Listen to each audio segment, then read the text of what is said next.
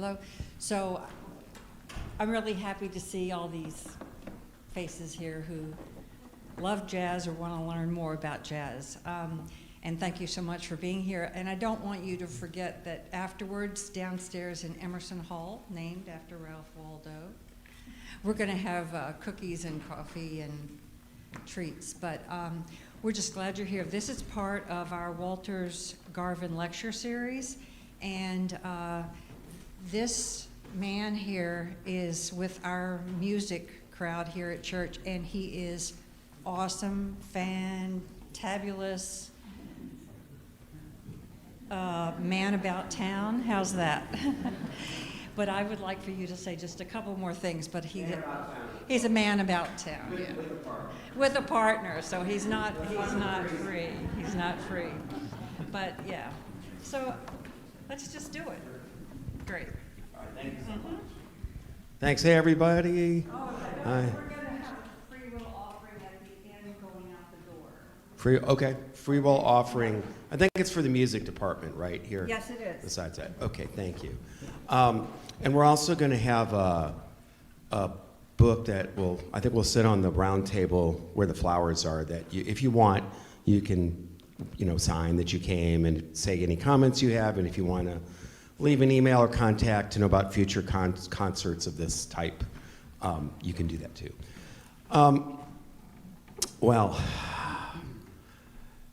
Jazz is a massive, massive subject. I mean, there are college courses, there are multi-year courses on the history and significance of jazz. At this point, it's just such a big subject.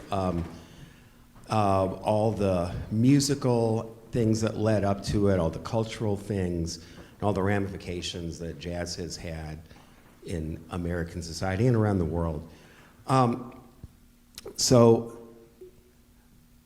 me, some of the key things that jazz stands for in the big picture is bringing different elements together, bringing diverse elements together, musically and otherwise. Jazz made use of European music, of the work songs of enslaved African Americans that were brought here. It has taken in many, many, many influences, the Sousa marches, ragtime, which was in some ways the first jazz. And it's like it creates a collage, or it is a collage of American musical and cultural experience. And to me, it represents, at its best, a lot of what is good about the American ideal. So it's hard not to say something about something that happened yesterday, which is there was a bomb scare created by people who were afraid, who were not in line with the kind of things I've just talked about, who for whatever reason felt threatened by some kind of idea of diversity. And so this concert and jazz itself to me represents the idea of the good that comes out of melding many different influences together. And in the 19th century America, I don't think anybody would have seen what jazz was about to become, and how it flowered and created a whole musical culture, dance, all kind of things. So I trust that good things can come out of bringing diverse elements together. And so in my mind, that's what this concert is dedicated to. So jazz itself, it's again such a huge topic. This is like a sampler today. This is a sampler of thoughts about jazz and things that led to the creation of the music form and the sampling of different periods through the piano, which is a core jazz instrument, maybe the core, maybe not. Jazz the first, what people consider the forerunner of jazz was ragtime. And ragtime, the name for that came from the rhythms being syncopated or ragged, da da da da da da da da da da da da. And at that time, having songs that had a lot of that kind of rhythm was really unusual, but it was also appealing. And ragtime was very popular. Maple Leaf Rag sold well over 1 million copies of sheet music, you know, and the population of the country was, I don't know what it was, a third of what it is now. Pianos were everywhere, and ragtime was a key type of entertainment music in cabarets, bars, and other kinds of establishments. Some establishments not as family friendly as others, and we'll leave that there. But it came into the American mainstream, and I'm going to sit down and play a little bit of ragtime and then how we sort of morphed into jazz from ragtime. But it wasn't just ragtime, it was the work songs that African folk brought with them that took on what we would now call a bluesy element as probably an expression of the suffering that they were forced to deal with. And that bluesy element is absolutely a core part of jazz. I mean, one of my teachers, and he was phenomenal and played with the Glenn Miller Orchestra and all, people said, jazz should never really get too far away from blues. You had the development of boogie music, which is related to blues in Texas in the late 19th century. And that became incorporated into jazz. And the pianists of the day, the early jazz period, all could play boogie music. So we're going to hear a little bit of that as well.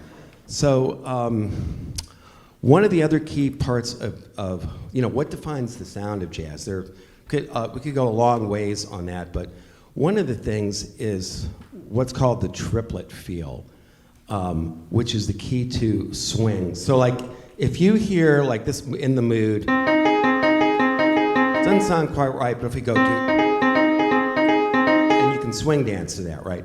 So what is that? It's long, short, long, short, long, short, long, short, or 1, 2, 3, 1, 2, 3, 1, 2, 3, 1, 2, 3.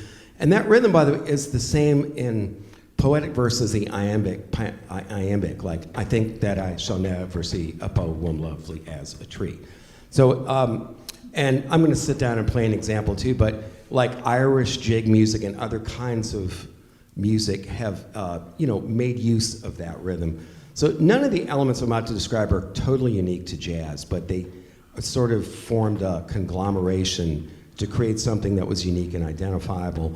And then part of it is the harmony of jazz, and for this I'm going to need to sit down in a second and give you a couple examples of basically jazz. What became identifiable as a jazz sound in part were harmonies that had a certain richness from adding notes that sometimes are called tensions, or that are out of the chord but within the key that the chord's in, although actually not always that either.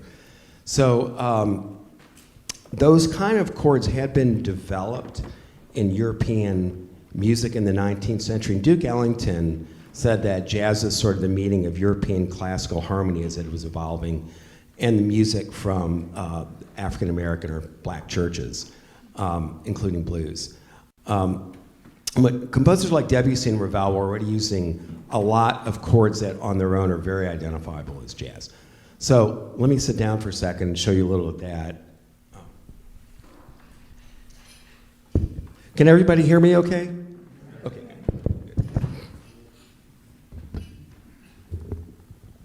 By the way, can I say you are a good-looking audience? Give yourselves a hand. Come on, man. I mean, right? So, if we hear, I don't know. Okay, now if I go.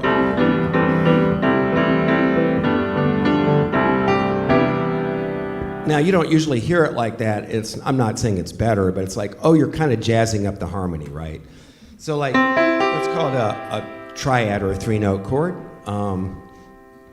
And if we add, in jazz, these other tones, like 7/8, second. It's called a second, like do, re, mi, fa, sol, la, or that one. And suddenly it's jazzier sounding, right? Oops. Those are the kind of elements that were added into jazz. And jazz also became based not as much around 3-note chords as 4. Like this is called a dominant, which is used in European music a lot, but jazz would add any of those kind of elements. And so, whoa, that's interesting. And are those sounds used in other places in jazz? Yes, but they're very identifiable in a core way as a jazz kind of sound. So here's, so everybody knows this song.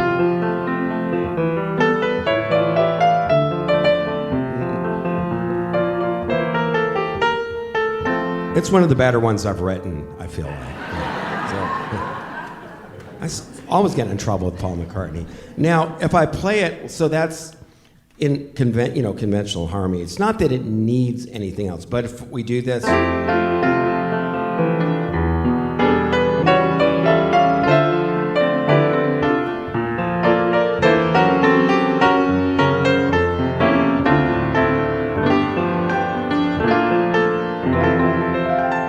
Kind of a jazzier treatment, right? Or, and they would call that cocktail style. So we recognize right away when you hear a series of harmonies like that on a song that doesn't normally have it. It's like, oh, you're jazzing it up, right? So another Beatles song that I like to jazz up is Norwegian Wood. So it's not really a piano song like the originals.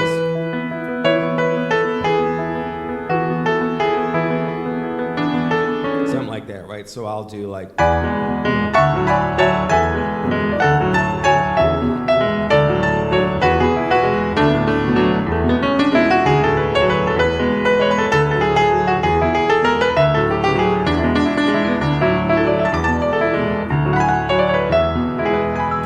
So right away it's like, oh, if you add those kind of harmonies, they're called sometimes extensions, and/or you put something in a swing that wasn't in a swing, others like, oh, you're jazzing that up. So those are like, I think that brings out, those are core elements of what we consider jazz.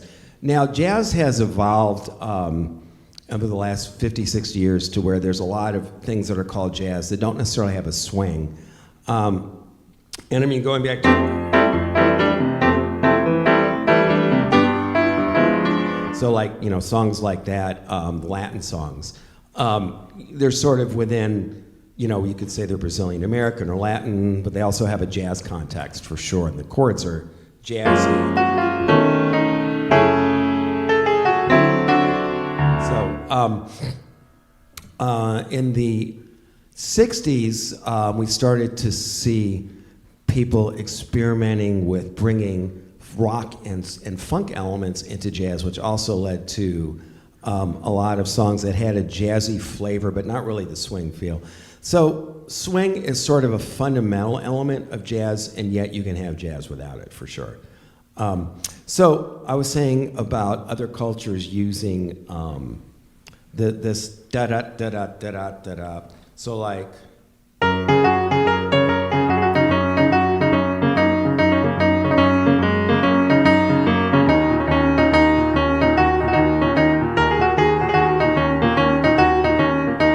Similar to,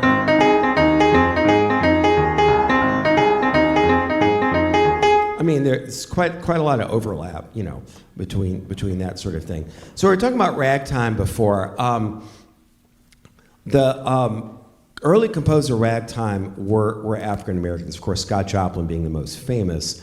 But ragtime was maybe the first genre of American music. This goes back to the first thing I was talking about, that was played by a lot of black, we'll use the term of the time, and Caucasian or white folks. It was played by everybody. There were even events where black and white pianists would be sharing the stage and taking turns. Now that probably didn't happen very much in America in the 1880s and 90s and so on. And then in jazz, by the 1920s, the jazz age, you started to see groups that were integrated, both groups that had been primarily African American bringing white musicians and vice versa. You had really famous combos like Benny Goodman playing with wonderful black musicians like Teddy Wilson, Dave Brubeck playing with bassist Gene Wright, who is black. And jazz was, within the jazz culture, I think there was a lot was happening that helped break the color divide or help push that. Let's go to ragtime. So everybody's heard this kind of thing from the Maple Leaf Rag. I'm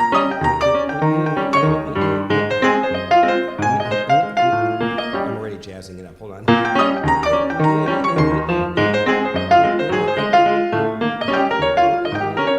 So what would start to happen occasionally is people would play around with stuff like that. This kind of music was meant, like Scott Joplin actually meant for his music to be played as serious music, and he often would write on his pages, "Don't jazz me up" or "Don't play me fast." Now people did anyways, like he didn't want that. It was,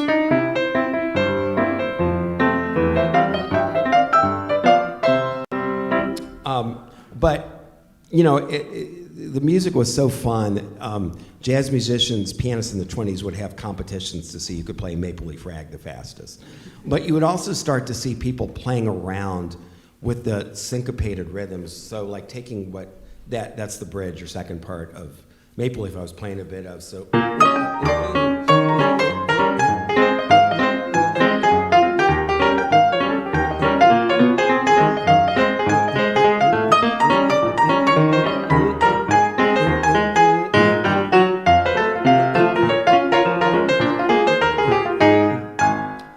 So you can already hear,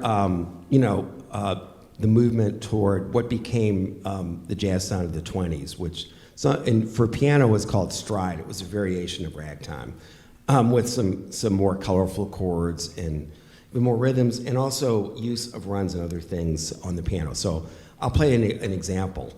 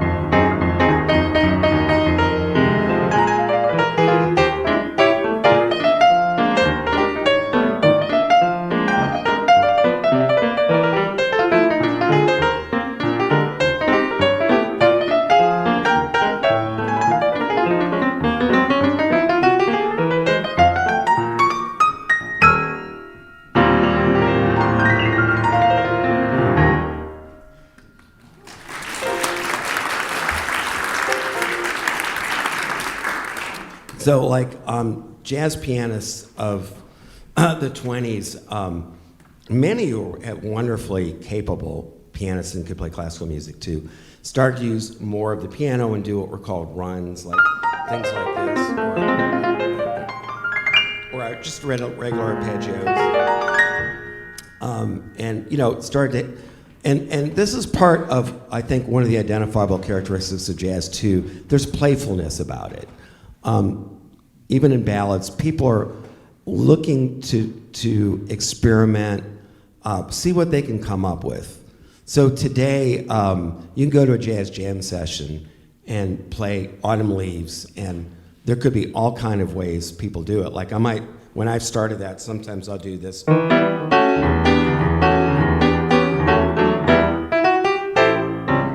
Or another time I might do.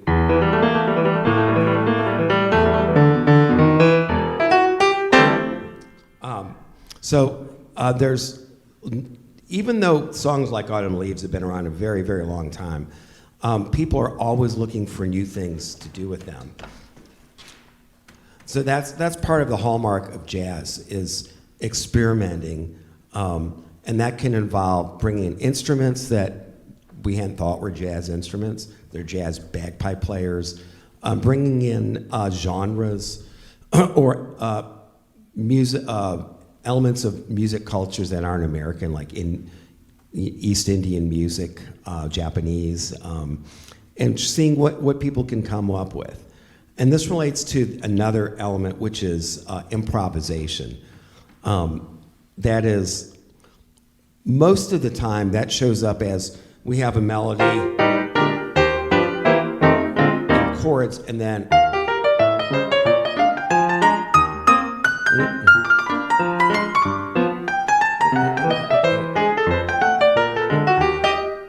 and coming up with a melody that has a connection to those chords and just to some extent the key. So that's very much of a hallmark of jazz. So 1920s, one of the great jazz pianists of that period was Fats Waller, who was a real character and did kind of early videos of like short vignettes where he would be playing and there might be a lot of women around, you know, all excited about his playing, and he's smiling at the camera, and you know, whatever little things might happen. But they were sort of early music videos, way before there was MTV. But he was also a wonderful player. So one of his most famous songs is "Ain't Misbehavin'."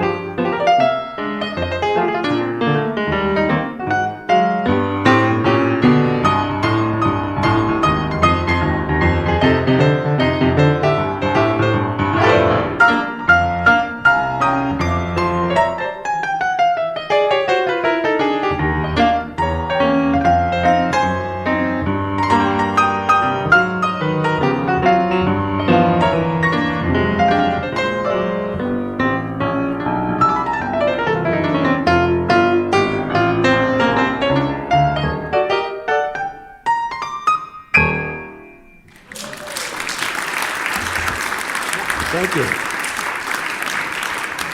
Yeah, it's just such fun music, right? The dean of the early jazz pianists, and many will still say the greatest jazz pianist ever, was Art Tatum, and when you listen to him, he would bring in classical elements, he would change harmonies, which is also something that jazz musicians do, and just could play incredibly fast, but very musically. Admirers of his included Vladimir Horowitz, who many consider the greatest classical pianist of the 20th century. So I'm not aiming to play note for note like he does when I can't, but somewhat in his style, and this is one of the pieces he's known for, called Tomorrows by Jerome Kern.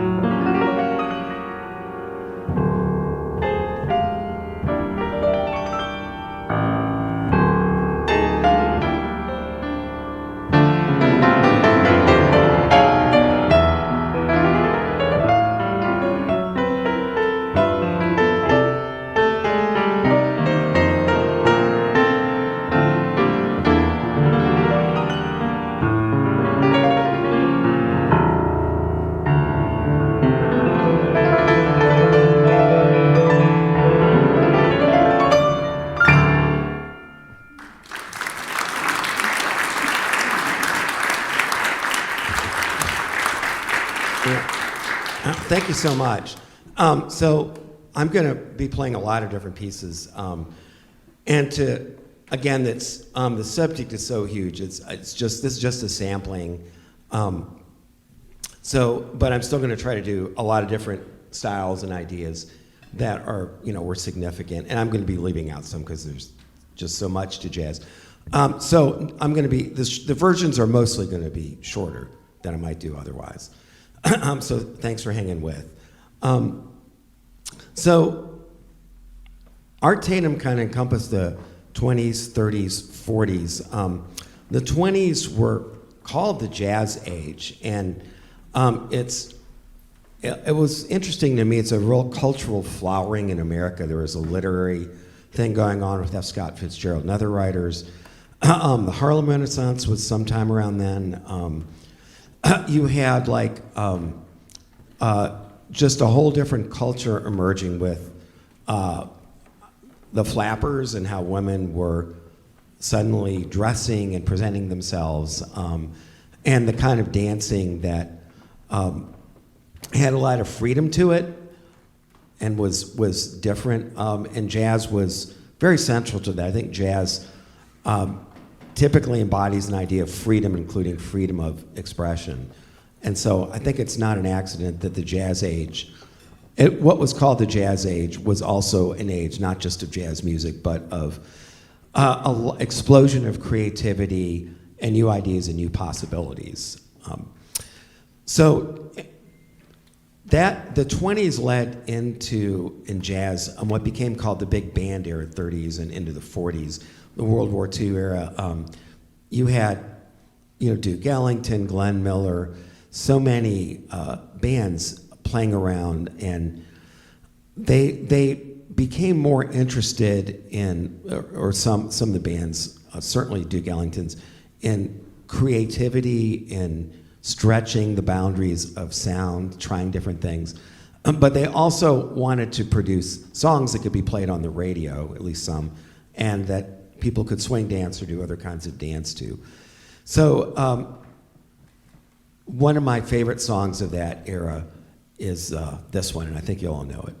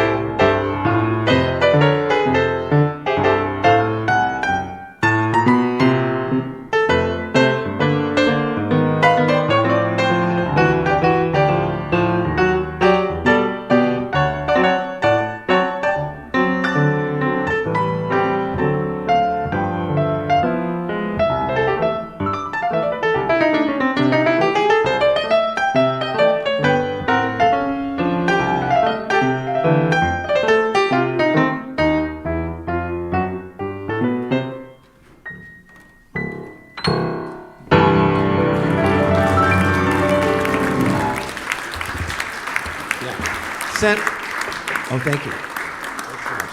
It's a Sentimental Journey. That was actually, I used to think it was Glenn Miller. He may have played it, but it was originally done by Les Brown and his Band of Renown.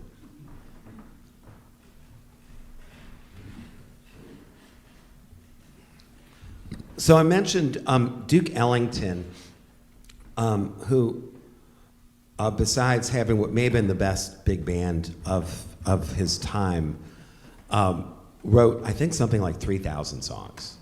I mean, it's just, I write some, and it's just like inconceivable. I don't know how you do that. And he wrote some of the most, well-known jazz standards of all time: Mood, Indigo, In a Sentimental Mood, Take the A Train.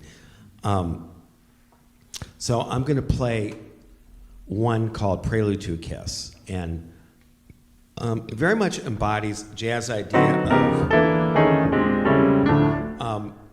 having a simple melody, but changing the chords frequently to make it interesting to the ear, to keep you kind of on your toes so that you're like, wow, well, what's coming next?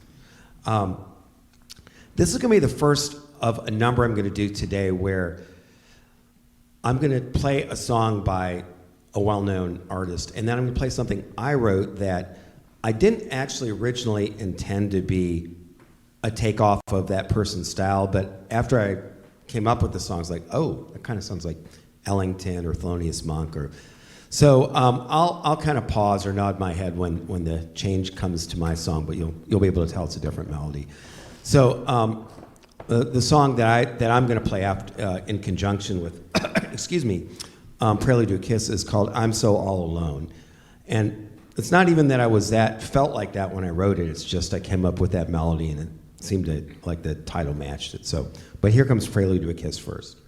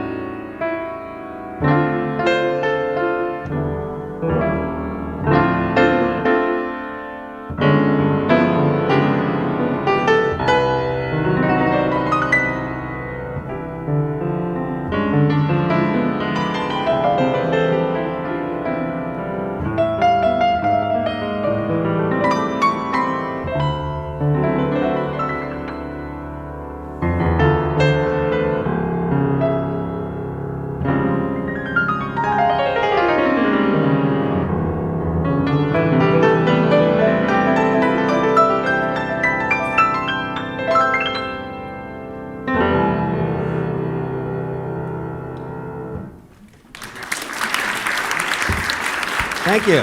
The Prelude to a Kiss and then my own piece, I'm So All Alone. Thank you. Ellington was kind of, some of his stuff was on the cusp of what was to come in jazz in the 40s into the 50s, maybe even the late 30s, really. And that was the bebop movement. So, like, take the A Train.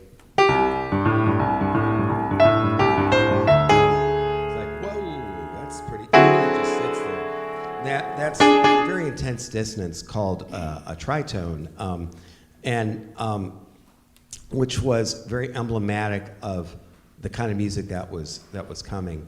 So a lot of the famous musicians like Charlie Parker and Dizzy Gillespie that essentially created the bebop sound were people who were big band musicians.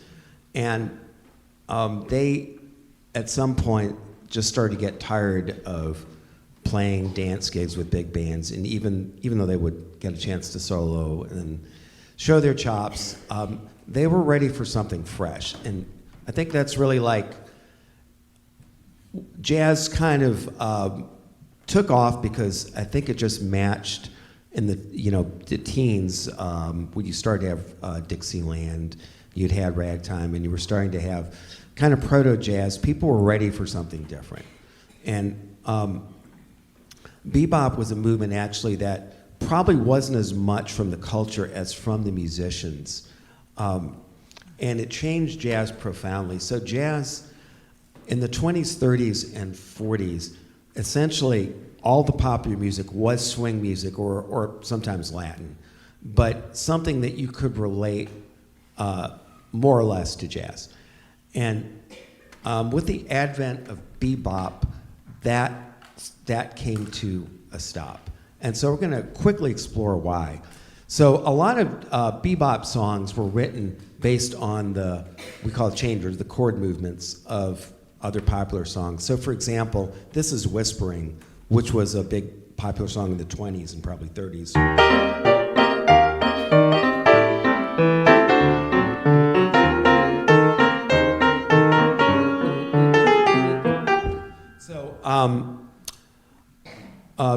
Dizzy Gillespie took the chords that were used for that and came up with a really fun bebop song called Groovin' High. I'm going to play just a bit of it.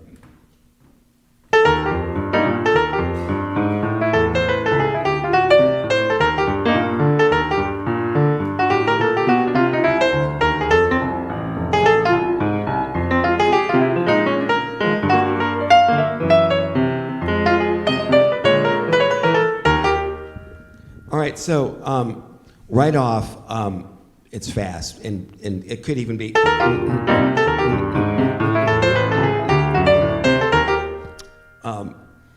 And that was already different from probably most popular music, but bebop was entirely instrumental at that time. So there weren't words, and the melodies were really complex. That's hard to wrap your mind around. It's also not really danceable music. So and I'll give you one more example. This is How High the Moon.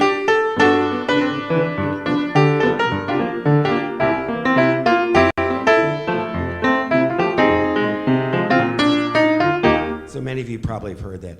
So Charlie Parker did a takeoff of that called Ornithology. And in bebop and kind of going forward, there were a lot of in-jokes in the titles among musicians. Parker was called Bird, so Ornithology. And other people would write songs that were, like a playful jab at a different musician's nickname. So anyways.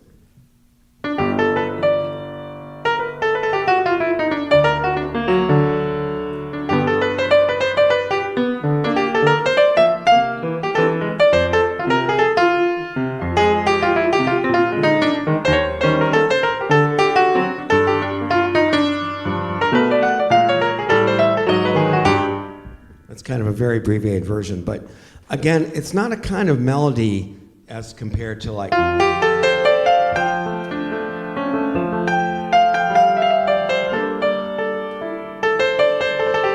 you could wrap yourself around. There was just no way that songs like that were going to be popular music. They weren't danceable, they didn't have words, they were often really fast, and the melodies really jumped around and had a lot of dissonant intervals like that interval. Jazz started to become not the music that was what dominating the airwaves in the 50s. And I think that's part of what opened the door for rock and roll to come in. Now, early rock, in terms of the piano part of it. I mean, there are many, rock has a country western basis, a little bit of folk, but very much of a blues basis, and a lot of the early songs are very akin to boogie music, which had a place in jazz in popular music of the 20s, 30s, 40s. So there were songs like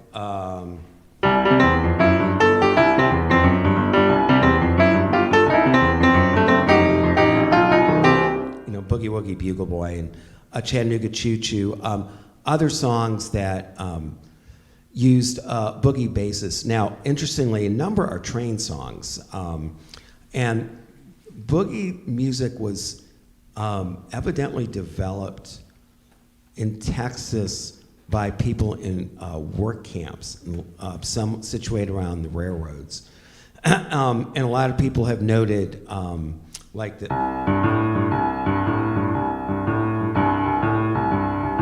that can sound like a train moving on the tracks. It's interesting. And one of the most famous train song boogies is Night Train, and it was very famously played by Oscar Peterson, who many consider the best straight ahead jazz pianist ever. So I'm going to do a little bit of that, a little bit in his style, a little bit not. You'll know this song.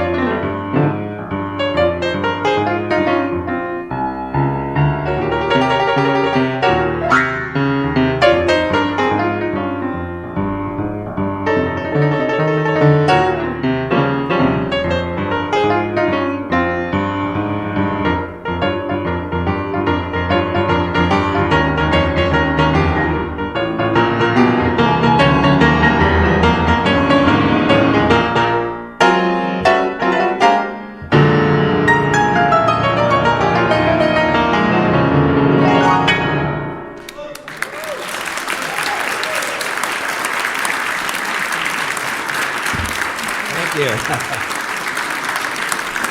Thank you so much. So yeah, boogie, it's one of those things that's just hard not to like. So like the song that some consider like the song that sort of announced rock and roll was here, Rock Around the Clock, uses and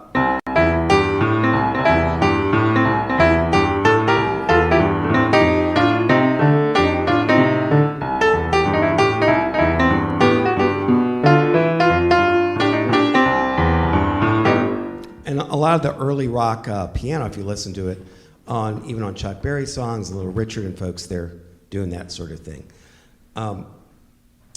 So the interplay of jazz and what became the popular music of the day in the mid-50s on the rock and roll, the rock pop era, which many would say we're still in or we're in something different now. Who really knows?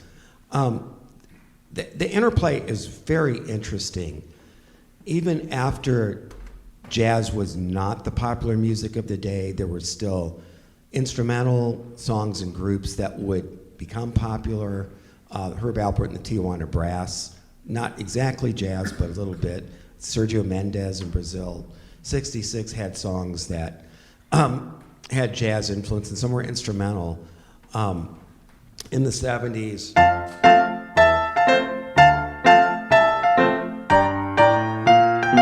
it's just New York, New York is just like a jazz standard. It was a big hit for Frank Sinatra.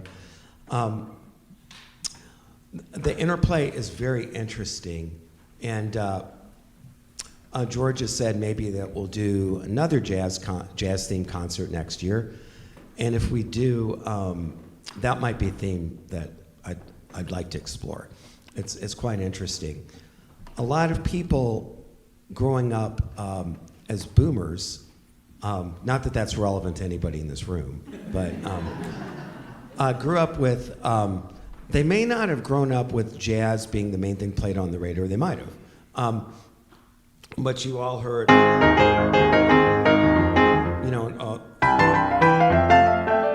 very swingy and jazzy. That kind of music, and on Mr. Rogers too, there's just amazingly good jazz music in the background, just incredibly good. So jazz sort of is, like it infiltrated the popular culture and also language. So the word, the colloquial word for something, the slang colloquial for something really good has changed through the years, right? Like hip, awesome, excellent, rad, tubular, whatever. But there's one word that has stayed as sort of slang, sort of mainstream for something really good, and that's cool. Still used today. Cool came from jazz lingo. A lot of words did. Hip came from jazz lingo. Groovy came from jazz lingo. Do you know what groovy means, actually? It's about the groove of a record and how good a record sounds spinning on the groove. Jazz, is just, it's an integrated part of our culture in a lot of ways, even when jazz music isn't playing all the time, though. It used to be you'd get in a hotel in a fancy room, in a fancy, an elevator in a fancy hotel, and you'd hear elevator music, which might be some form of jazz, right? Or they call it easy listening music, which still often had a lot of jazz element to it. So let's go back just a bit for a second. We're talking, I started out going on about bebop and how jazz culture changed, because jazz musicians, not that they didn't play swing songs still, but they were interested in what was possible in the new art form that bebop essentially was. And that began as I pointed out, kind of a splitting off of jazz from being the mainstream American music, because bebop just couldn't do that. There weren't vocals, the music, you couldn't follow it well enough, it wasn't danceable. So one of the key figures in bebop was Thelonious Monk. How many people have heard of him? Probably most, right? He's quite an interesting character, as a lot of these folks were. He liked to write things that had a little bit of oddness to them or shock value or almost had a sense of disorient to them. But nowadays, I think he's seen by many as absolutely major figure in jazz piano and in jazz itself. So I'm going to play one of his famous pieces, and it's fun, Well You Needn't. And then a piece I wrote that, again, after I wrote, is like, it's kind of a takeoff of a Monk song. So my piece is called Loping, but we'll start out with his.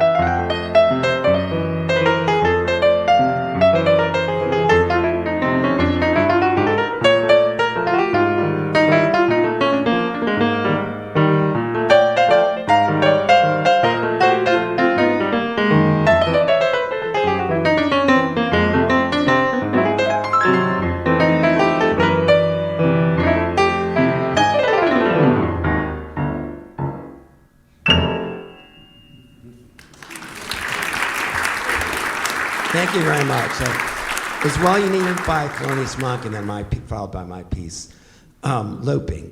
And yeah, again, playfulness to me is a central characteristic of jazz.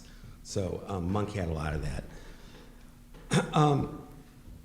So that's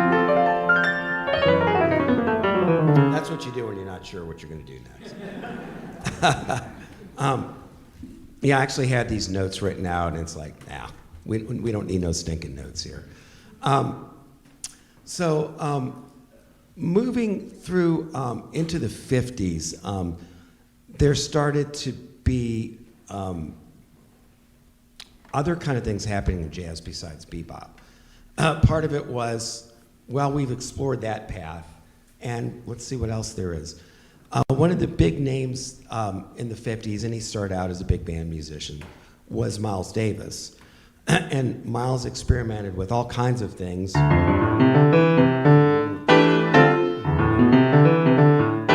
That was called So What, and it was what's called the first modal song, meaning that the chord, instead of changing chords, which gives you some different notes to work with, it stayed on the same chord. And you had to kind of come up with different patterns of notes to work with that one chord. So it presented a different challenge, but it was also interesting to jazz musicians. And again, jazz is the form where people are experimenting all the time and looking to push the boundaries and try something new. Miles wrote a lot of songs that many were pretty short and some very simple melodies, but very effective. So I'm going to play around with one of them for a moment. This is called Solar.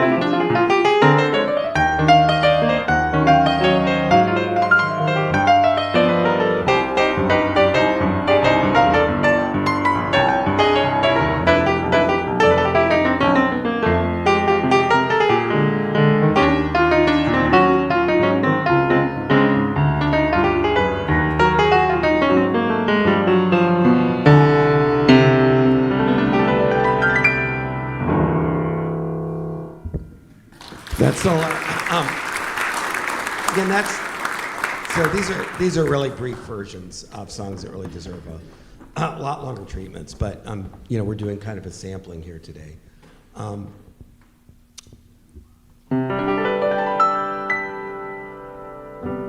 So one of the other things that started to emerge from out of bop was a desire to actually not have melodies that were sort of more cerebral and not having as much emotional content. And that led to what some call the hard bop movement, which was really just about bringing like a bluesy or sometimes gospel feel back to jazz. So like, for example,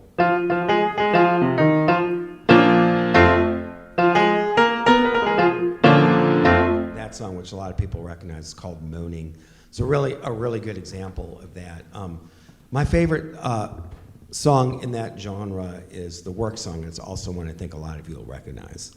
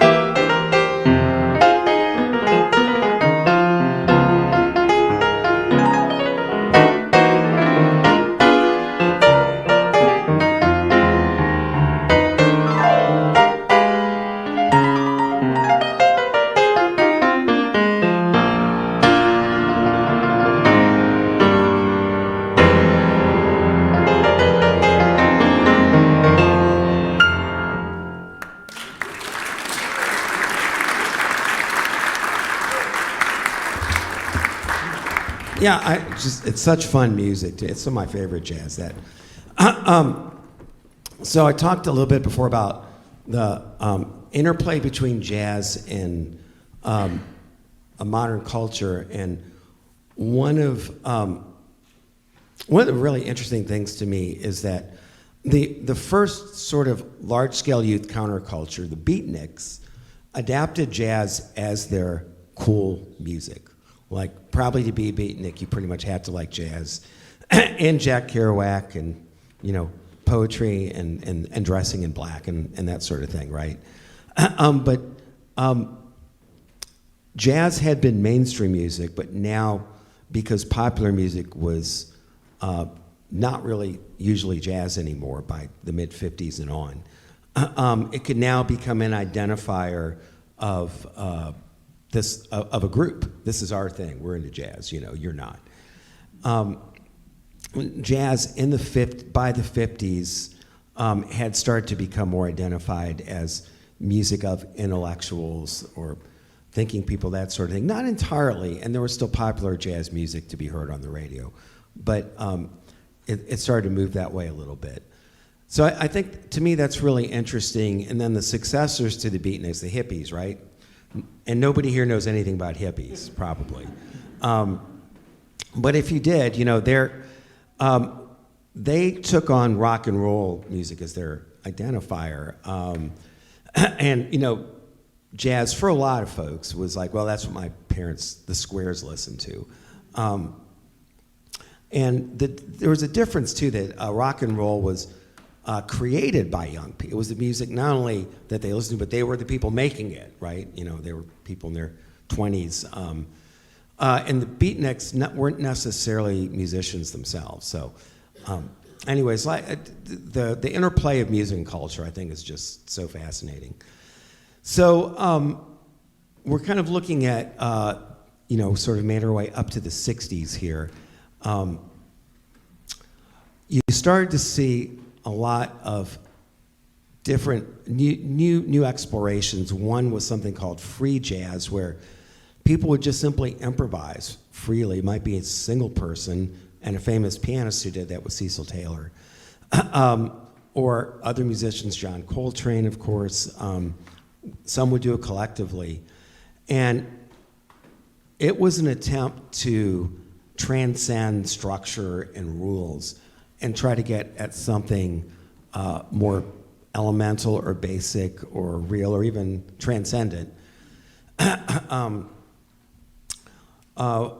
Another kind of strain was for artists who I think consider themselves in a very serious sense. And one of them is Bill Evans, who I consider the father of what I call introspective jazz. And a lot of people will say when you listen to some of Bill Evans' material that it brings something up in you that you didn't even know was there. So I'm going to play a piece that he wrote, which is one of my favorite jazz pieces, called Turn Out the Stars, and then a piece I wrote, again, not attempting to mimic him, but afterward I was like, yeah, this is sort of like introspective jazz. Which, by the way, that's my term. That's not a common term, introspective jazz. But for this kind of stuff, it's really, if you want to, it's really good to close your eyes, because you just can go on a farther journey with music without all the visual input. And you know, the visual input is so beautiful here. By the way, speaking of here, are there any people present who haven't, this is your first time at this UU? No? You've all, some of you, okay, great, thank you so much for coming. Appreciate it. And maybe, I don't know, George, if you're, when the, if you're present, George, are there any other Walters events coming up this year or on the calendar, or not so much? Well, you can come share at the end of the concert if you want. I'm not sure what else is or isn't on the calendar.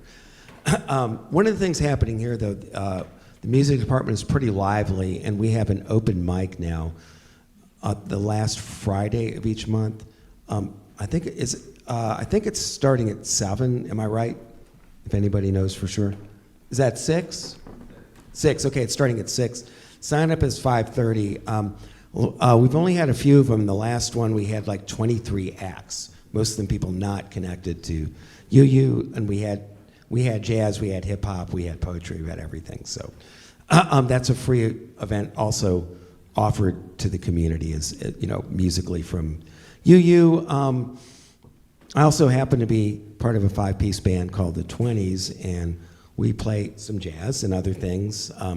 The part of that is music from 1920 on. And just FYI, not that I'd want to pitch something that I'm doing outside here, but we're playing next week. Freshly Greek, some of you have been there, and it's a wonderful place. Off Oregon Pike with plenty of parking and plenty of great food. So we're there 8 to 10 next Saturday, FYI. And one of the people involved with that is my wonderful partner, Stephanie, who's a lovely singer, and Tim, who's doing sound and helping with the music and recording this event. And I want to give the tech team a big hand for helping make this happen.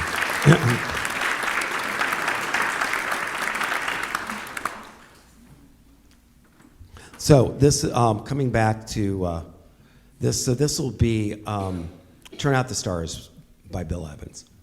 And I'm going to move from that into a piece I wrote called Melancholique.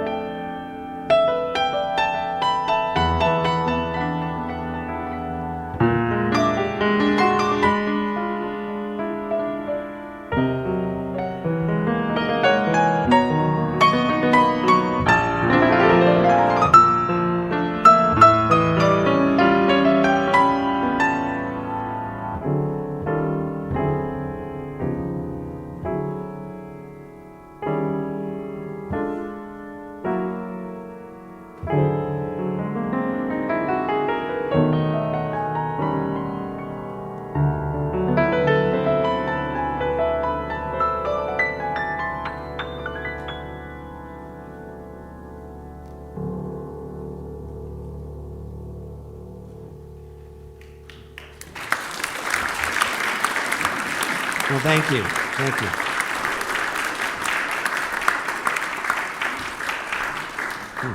Well, thank you. If those songs were effective, they hopefully took you to some inner place, maybe some sort of feeling or vague memory, something like that.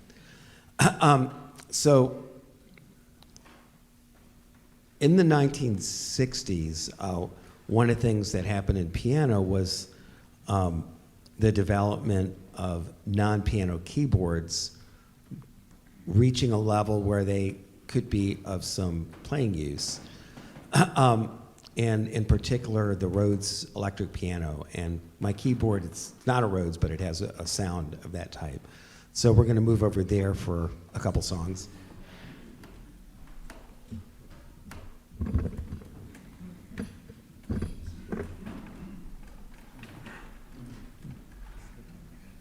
So I was going to do a little different order, but the mood that the last songs had us in, I'm going to kind of continue with that with the idea of what I call meditative jazz, which was an attempt, I think like free jazz or is, to create music with a jazz sensibility to it that takes you to a place that you could call spiritual or higher consciousness or whatever you want to call it. So my man Chick Corea, who was a really startling fresh sound in the late 60s and into the 70s. In fact, his band Return to Forever in the 70s could get audiences, and they were mainly instrumental or entirely sometimes, they could get 40,000 people listening to them. So he, I think, along with Herbie Hancock, realized that the electric piano sound had something really powerful to offer. And one of his songs that I think makes really good use of it is what I would call a meditative jazz song. It's called Crystal Silence. So I'll do a little bit of that.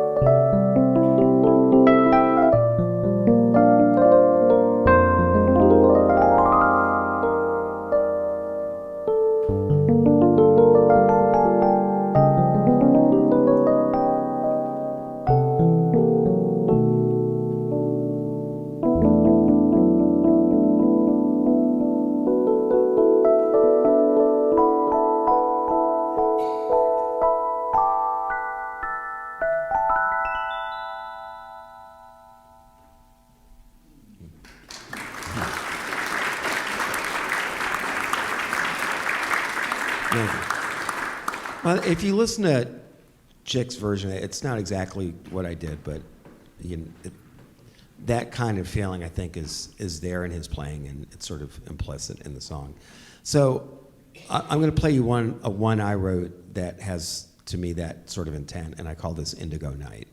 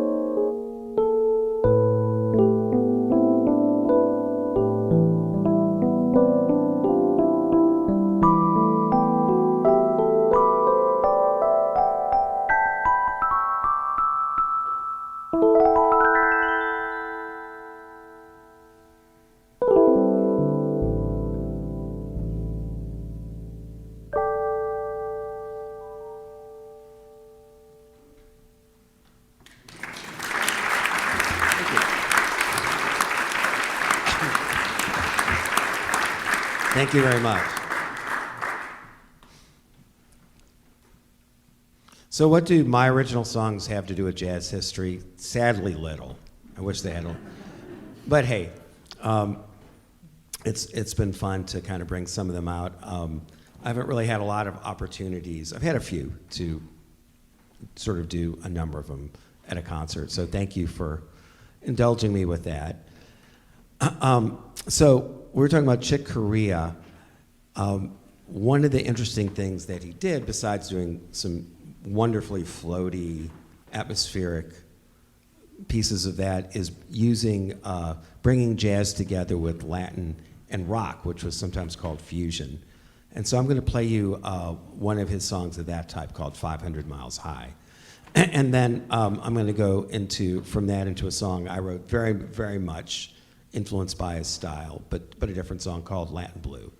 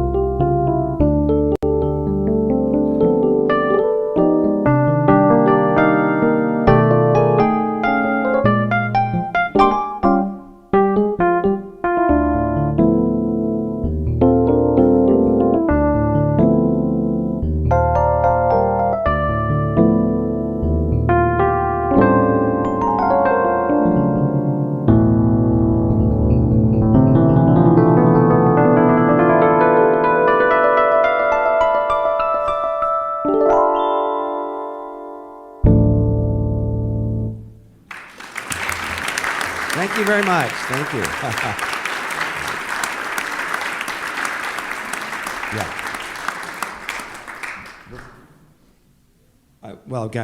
Can I do 2 more songs? Okay. I just want to say that, Alan, you are a jewel. You're such a gift to this community. We're glad you're in Lancaster. So glad. Thanks so much. I'm happy to be here. Thank you so much. Yeah. Thank you.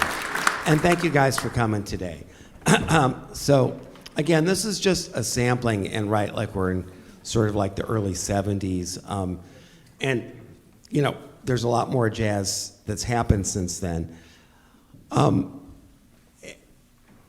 It's kind of interesting where jazz is now. If you get the book that is considered the Bible of jazz musicians, the real book, which has the songs in it that jazz musicians all play, there are very few songs in it that are from after 1980.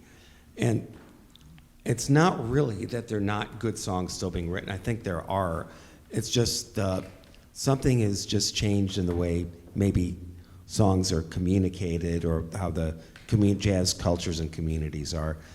I'm hopeful that there can be new jazz standards that are new ways to kind of have musicians say, hey, this is a good song, let's all learn this. It's essentially how we got all the other songs. So if you like jazz, support it. And I wish I could tell you a lot of jazz venues in Lancaster. I don't really know of a jazz venue. There are some places where there's piano music that can be jazzy. I think I saw at Talus 360, which is a great music venue. I believe it's something like second and fourth Thursdays they have a jazz band. I don't know who they are. Personally, I think there could be a jazz club in this town, and I think people would support it if it was. Yeah, let's applaud that.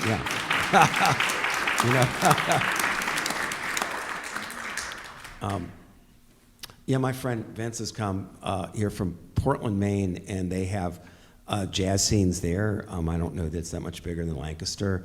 I think if it was done right, I think a jazz venue or blues and jazz or something that plays blues and jazz 3 times a week, or it could work here. So just putting it out there. All right, so I talked earlier about the interplay of jazz and popular music, and occasionally songs occurred that were in the modern era of popular music, but really were pretty much jazz. So like in the 70s, we saw George Benson, Earl Klug, and other folks having jazz instrumental hits or sometimes vocal ones, like This Masquerade. In the 80s, Sting had a great collaboration with Branford Marsalis, Winfred Marsalis' brother, and Kenny Kirkland. Some wonderful jazzy stuff. I got to hear them live many years ago. It was awesome. And in the early 70s, this song came out. I'm forgetting, Michael Franks, yeah. And it was called Popsicle Toes. And, you know, the first time I heard it, I was like, whoa, this is so much fun. So I'm actually going to sing just a bit of this. So here we go. This is Popsicle Toes by Michael Franks. And it was very much an electric piano-driven song.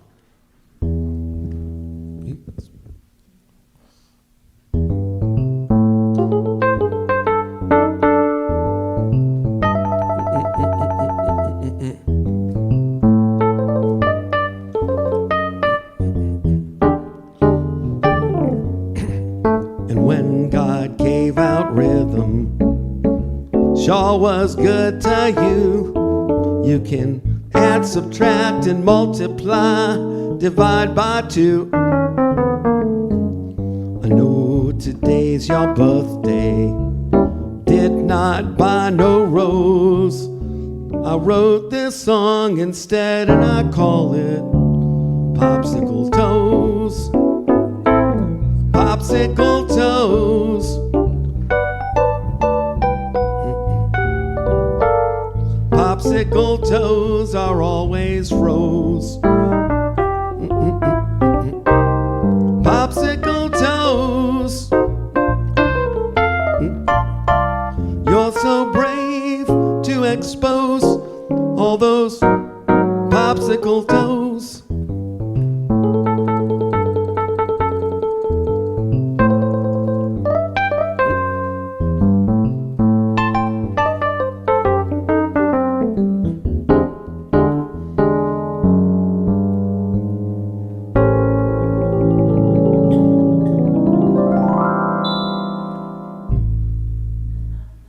Little sample.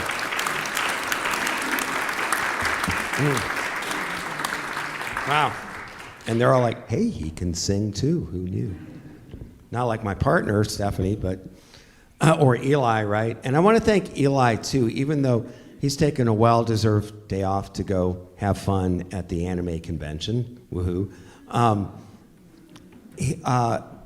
He's done so much to promote music here, not just putting together the choir, singing at services, but so many extra things like the open mics now, numerous other music events, concerts, and even though he's not here, I want to give him a hand. Eli Sauls.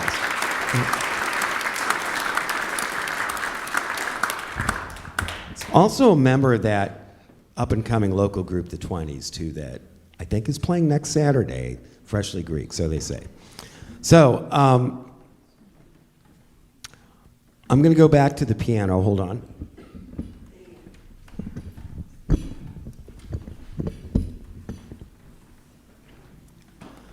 So I'll be honest, I haven't been tracking time. I don't know if that clock is exactly right, but, or it is. So we've got, I know we're probably over, but if you guys want to hear one more song, we'll do it.